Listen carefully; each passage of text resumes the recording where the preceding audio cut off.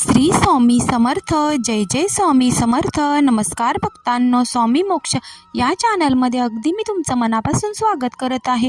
हे स्वामी राया सर्वांना चांगली बुद्धी द्या, आरोग्य द्या, ही स्वामी चरणी माझी प्रार्थना.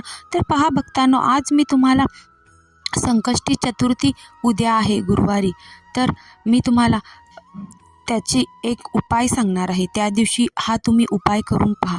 तुमच्या आयुष्यामध्ये खूप सुखाचे दिवस येतील आणि सुख समृद्धी ऐश्वर्य व पैसा आणि अडीअडचणी ज्या तुमच्या आयुष्यात असतील त्या निघून जातील. तर पहा, कार्तिक महिन्यातील येत्या गुरुवारी संकष्ट चतुर्थी आलेली आहे. सर्वप्रथम कार्तिक महिन्यात ही चतुर्थी आहे, यामुळे तिला वेगळेच महत्त्व आहे. त्याचप्रमाणे चतुर्थी ही गणपती बाप्पांना समर्पित असते, हे आपणा सर्वांना माहीतच आहे. या दिवशी आपल्याला गणपती बाप्पाचं व्रत करून सेवा करायची आहे. जर संकट चतुर्थीचं व्रत केलं तर आपल्या आयुष्यातील अडचणी दूर होतात. शारीरिक मानसिक कोणत्याही ज्या अडचणी असू देत, गणपती बाप्पा त्यांना दूर करतात आपल्या आयुष्यातून. गणपती बाप्पांना विघ्नहरण करणारा बुद्धीचा देवता मानतात.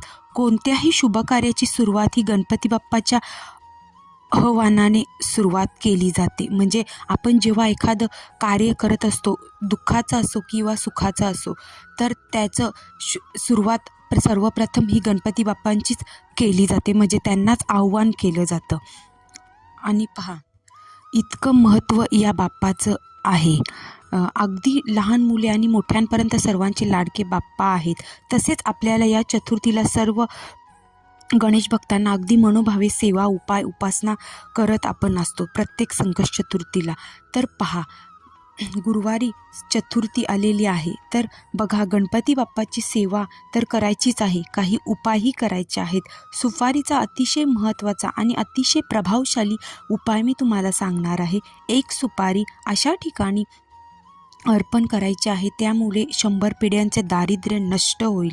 एकाच दिवसात लक्ष्मीचे आगमन होणार आहे तुमच्या घरामध्ये आणि पैसा येऊ लागेल. सुख समृद्धी ऐश्वर्य यामध्ये तुम्ही लोळत राहाल. तर हा उपाय सकाळपासून रात्री 12 वाजेपर्यंत तुम्ही कधीही करू शकता. परंतु उपाय करण्यामागे काही महत्त्वाच्या गोष्टी करायच्या आहेत.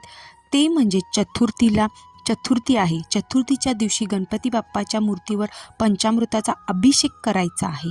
अभिषेक केल्यानंतर बाप्पांची मूर्ती देवघरात स्थापन करायची आहे किंवा फाट घेऊन स्थापित करू शकतो आपण.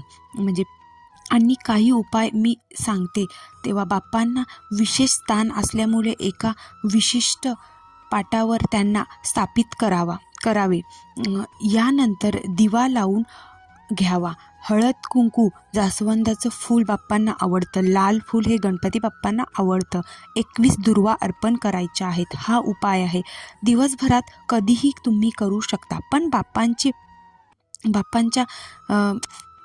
बाप्पांची पूजा झाल्यावर हा उपाय करा. एक चांगली सुपारी घ्यावी, नवीन सुपारी घ्यावी, म्हणजे ती वापरलेली नसावी. म्हणजे अगोदर एखाद्या कार्यामध्ये किंवा आपण एखाद्या पूजेमध्ये वापरलेली सुपारी घ्यायची आणि नवीन कोरी दुकानातून आणून घ्यायची सुपारी. चांगली, ती तुटलेली नको, मोडलेली नको किंवा अशी तड गेलेली नको. एकदम मस्त चांगली नवीन सुपारी घ्यायची आहे. ही सुपारी ताम्हणात घेऊन, म्हणजे आपल्याकडे तांब्याचं ताम्हण असतं, त्यात घेऊन 11 पळी पाणी घेऊन स्वच्छ पाण्याने अभिषेक करावा. म्हणजे 11 पळी पाणी त्याच्यावर टाकावं, म्हणजे असं, आणि पाण्याने स्वच्छ अभिषेक करावा. यानंतर स्वच्छ त्याला पुसून घ्यावे, स्वच्छ कपड्याने त्याला पुसून घ्यावे आणि विड्याचं पान घेऊन त्यावर, त्या विड्याच्या पाण्यावर अक्षदा ठेवाव्या. हळद कुंकू, फुले, दीप ओवाळून घ्यावं.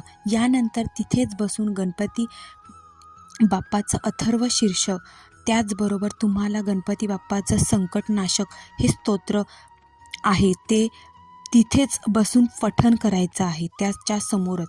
यानंतर सुपारीला आणि गणपती बाप्पांना नमस्कार करायचा आणि माझ्या आयुष्यातील सर्व अडीअडचणी आणि पैशांच्या ज्या अडचणी मला आहेत किंवा माझ्या मुलांचं म्हणजे माझ्या मुलांचं शिक्षण पूर्ण होऊ दे, चांगल्या ह्याच्यामध्ये त्यांना चांगल्या सवयी लागू दे, किंवा त्यांना चांगले जॉब मिळू दे, माझं लोनचं जे काम आहे ते पूर्ण होऊ दे, काही आमच्यावर जे दोष लादलेले आहेत ते दूर करा, अडीअडचणी किंवा संकटमुक्त आम्हा सर्वांना घरातल्यांना करा. ही मनोभावे प्रार्थना आपण गणपती बाप्पांच्या समोर करायची. ही सुपारी संपूर्ण दिवसभर आणि रात्रभर त्याच जागी राहू द्यायची आहे. सुपारीसुद्धा गणपती बाप्पांचं एक प्रतीक मानलं जातं. हा उपाय करून बघा आणि तुम्हाला 100 पटीने फलश्रुती प्राप्त होणारच. दुसऱ्या दिवशी शुक्रवारी देवघरातील पूजा अर्चा करून झाल्यावर यानंतर त्याला लाल वस्त्रामध्ये म्हणजे ती सुपारी घेऊन म्हणजे जे आपण एखादं लाल वस्त्र घ्यायचं छोटंसं, म्हणजे आपण आता हातरुमालपेक्षा आपण छोटं घेतलं तरीही चालेल, आणि आपली पूर्ण म्हणजे आता गुरुवारी आपल्याला हा उपाय करायचा आणि शुक्रवारी दुसऱ्या दिवशी आपली सगळी पूजा अर्चा आवरली की आपण मग ती सुपारी घ्यायची आहे, उचलायची आहे आणि त्या लाल कपड्यामध्ये ठेवून त्यावर त्याच्यावर अजून एक गोष्ट घ्यायची, एक लवंग घ्यायचं आणि एक वेलची घेऊन त्या सुपारीची पोटली बांधायची. म्हणजे अशी छोटीशी अशी एक गाठ बांधून तिला असं पोटली तशी पिशवी तशी आपण तयार करून घ्यायची आणि त्यावर हळदी कुंकू लावून ती पोटली पैशांच्या तिजोरीत, म्हणजे तुमचे जिथे महत्त्वाचे कागदपत्र असतील किंवा जिथे तुमची तिजोरी आहे किंवा तुम्ही छोटीच अशी पोटली तशी होईल तयार. मग त्यामुळे आपण तुमच्या दररोजची जी वापरण्याची पर्स आहे त्यामध्ये तुम्ही जर ठेवली तर अतिशय उत्तम आहे. आणि एक की तुम्ही जिथे आपले महत्त्वाचे कागदपत्र असतील किंवा पैसे आपण जिथे ठेवतो तिथे म्हणजे ही तिजोरीमध्ये ही पोटली ठेवून द्यायची आणि बघा तुम्हाला पैशाच्या अडचणी दूर होतील आणि तुमच्यावर जे दोष लाभले आहेत तेही गणपती बाप्पा दूर करतील आणि संकट मुक्त तुम्हाला करतील. तर पहा, हा उपाय तुम्ही या चतुर्थीला करून बघा. तुम्हाला 101% तुम्हाला प्रचिती आल्याशिवाय राहणार नाही. गणपती बाप्पा हा विघ्नहर्ता आहे आणि दुःखहर्ता आहे. तर बघा, तुम्हाला हा उपाय करून बघायचा आहे. तर माझा हा व्हिडिओ तुम्हाला कसा वाटला तर माझ्या स्वामी मोक्ष या चॅनलला लाईक करा, सबस्क्राईब करा आणि कमेंट्स बॉक्समध्ये श्री स्वामी समर्थ लिहायला विसरू नका.